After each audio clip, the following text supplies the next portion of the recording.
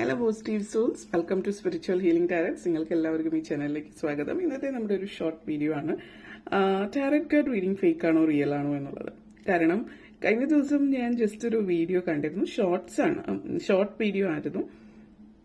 അതിൽ ഒരു ജ്യോതിഷി എന്ന് പറയുമ്പോൾ നമ്മുടെ കേരളത്തിലുള്ളതല്ല, ഒരു നോർത്ത് ഇന്ത്യൻ ഹിന്ദി ഉള്ള ഒരു വീഡിയോ ആയിരുന്നു. അദ്ദേഹം പറയുന്നുണ്ടായിരുന്നു ടാരറ്റ് കാർഡ് റീഡിംഗ് റിയൽ ആണോ ഫേക്ക് ആണോ എന്നുള്ളത്.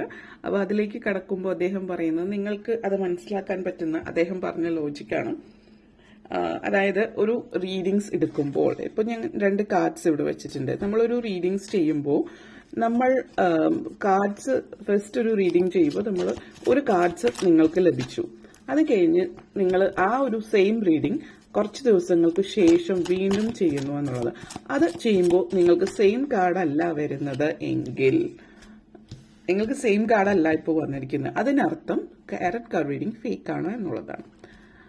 സോ ആ പറയുന്ന വ്യക്തി ഒരു ജ്യോതിഷിയാണ്. അപ്പോൾ അദ്ദേഹം ടാരറ്റ് കാർഡ് റീഡിംഗ് അല്ലെങ്കിൽ ടാരറ്റ് കാർഡ് അഥവാ കണ്ടിട്ട് പോലും ഉണ്ടാവില്ല, അല്ലെങ്കിൽ ടാരറ്റ് കാർഡ് റീഡിങ്ങിനെ കുറിച്ച് ഒന്നും അറിയില്ല എന്നുള്ളത് മാത്രമാണ് ഇവിടെ മനസ്സിലാക്കിയിട്ടുള്ളത്. അപ്പൊ നമ്മൾ എന്തെങ്കിലുമൊക്കെ കാര്യങ്ങൾ പറയുമ്പോൾ നമ്മൾ എക്സ്പേർട്ട് അല്ലാത്ത മേഖലയെ കുറിച്ചിട്ട് അല്ലെങ്കിൽ നമുക്ക് തീരെ അറിവില്ലാത്ത മേഖലയെ കുറിച്ചിട്ട് വാഗ്വാദങ്ങൾ പറയുമ്പോൾ അതിനെക്കുറിച്ചിട്ട് അദ്ദേഹത്തിന്റെ കമന്റ് ബോക്സ് ഡിസേബിൾഡ് ആയിരുന്നു. കാരണം അതിനുള്ള മറുപടി ചിലപ്പോൾ അദ്ദേഹത്തിന് കിട്ടിക്കാണുമായിരിക്കും, അതുകൊണ്ടായിരിക്കും അത് ഡിസേബിൾഡ് ആക്കിയിട്ടിരിക്കുന്നത്. സോ ഞാൻ ഇത് പലയിടത്തും കണ്ടിട്ടില്ല, പല ആളുകളും ചോദിച്ചിട്ടുള്ള ലോജിക്കാണ്. ജ്യോതിഷത്തെ കുറിച്ചിട്ട് പറയുമ്പോൾ ചില ആളുകൾ പറയും ഇത് കണക്കാണ്, അത് ശാസ്ത്രമാണ് എന്നുള്ളത്. ടാരറ്റ് കാർഡ് റീഡിംഗിൽ അങ്ങനെ കണക്കില്ല അല്ലെങ്കിൽ ശാസ്ത്രമില്ല എന്നുള്ളത്. അപ്പോൾ ജ്യോതിഷത്തെക്കുറിച്ച് പറയുമ്പോഴും നമ്മളത് കണക്കാണ് ശാസ്ത്രമാണ് എന്ന് പറയുമ്പോൾ ശാസ്ത്രീയമാണ് എന്ന് പറയുന്ന നമ്മളൊരു കാര്യം ശാസ്ത്രീയം എന്ന് പറയുന്നത് നമ്മൾ അതിന് പഠിച്ച് അതിന്റെ പ്രൂഫ് കാണിച്ച് ആ ഒരു പ്രൂഫ് മറ്റുള്ളവർ അംഗീകരിച്ചിട്ട്, അതായത് മറ്റുള്ളവർ എന്ന് പറയുമ്പോൾ നമ്മളൊരു ജേർണൽ എഴുതുകയാണെങ്കിൽ അത് പിയർ റിവ്യൂഡ് ജേർണലാണ്. മറ്റുള്ളവർ അത് പലരുടെ അഭിപ്രായങ്ങൾ മനസ്സിലാക്കി അവരുടെ കമന്റ്സിനനുസരിച്ചിട്ട് തിരുത്തലുകൾ വരുത്തി ഫൈനലി അത് പബ്ലിഷ് ചെയ്ത് കഴിയുമ്പോഴാണ് അതൊരു ആർട്ടിക്കിൾ ആവുന്നത്. നല്ലൊരു ജേർണലിൽ പബ്ലിഷ് ചെയ്ത് കഴിയുമ്പോൾ അത് ആർട്ടിക്കിൾ ആയി കഴിഞ്ഞിട്ടുണ്ടെങ്കിൽ അതൊരു സയന്റിഫിക് ആയിട്ടുള്ള പ്രൂഫാണ്. It is scientific, it is accepted. പിന്നീട് ആളുകൾ അത് റെഫർ ചെയ്യുന്നു, കാരണം അത് സയന്റിഫിക് ആണ്.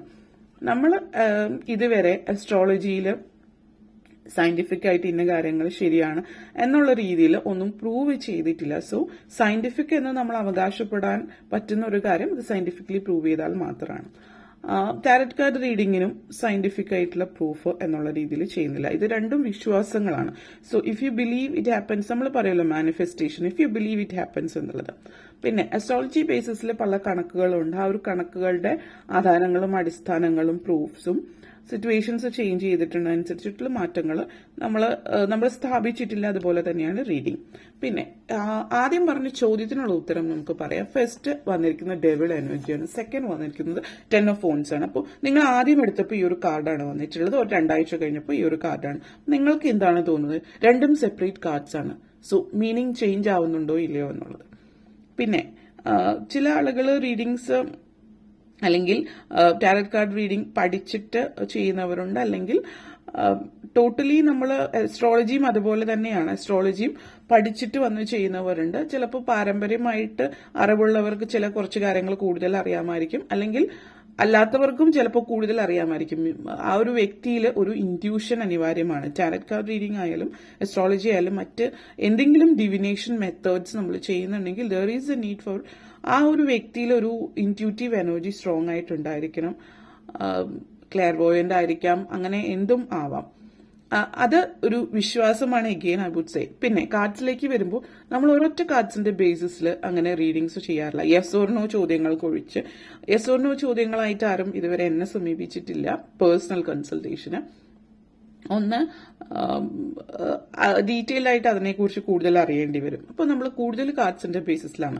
സോ ഓരോ കാർഡ്സിന്റെ ബേസിസിലും മാത്രമല്ല, അതുകൊണ്ട് തന്നെ നമ്മൾ പല കാർഡ്സ് എവിടെ ഏത് സ്ഥാനം എങ്ങനെ position, diagonally, horizontally, vertically situations, പിന്നെ പല പല കാര്യങ്ങൾ അതിൽ നോക്കേണ്ടതായിട്ടുണ്ട് ഓരോരുത്തർ ഫോളോ ചെയ്യുന്ന ബേസിസിൽ. And then again even 1 card reading ആണെങ്കിലും ഈ ഒരു കാർഡും ഈ ഒരു കാർഡിനും സെയിം മീനിങ് ആണ് സിറ്റുവേഷൻ വൈസസ്.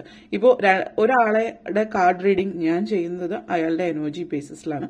സോ ആ വ്യക്തിയുടെ എനർജിയിൽ ഉള്ള ആ ഒരു 2 വീക്സിൽ എനർജി ചേഞ്ച് ചെയ്യാൻ സാധ്യത വളരെ കുറവായിരിക്കും. പ്രത്യേകിച്ച് ഇതിലെ ഒരു നെഗറ്റീവ് എനർജിയാണ് കാണിക്കുന്നത്, strong negative impact.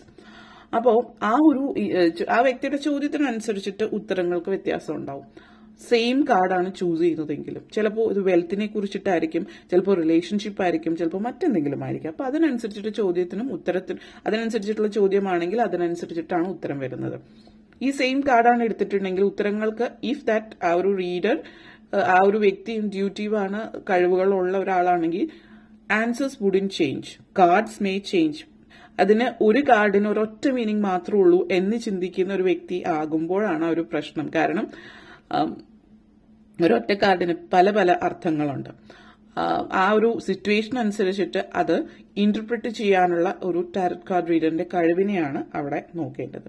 So first think, ഇപ്പോൾ നിങ്ങളൊരു റിലേഷൻഷിപ്പിനെ കുറിച്ചിട്ടാണ് പറയുന്നത്. നിങ്ങൾ ഈ ഒരു റിലേഷൻഷിപ്പ് എങ്ങനെയാണെന്നുള്ളൊരു ചോദ്യം സിമ്പിളായിട്ട് പറയുന്നതാണ്.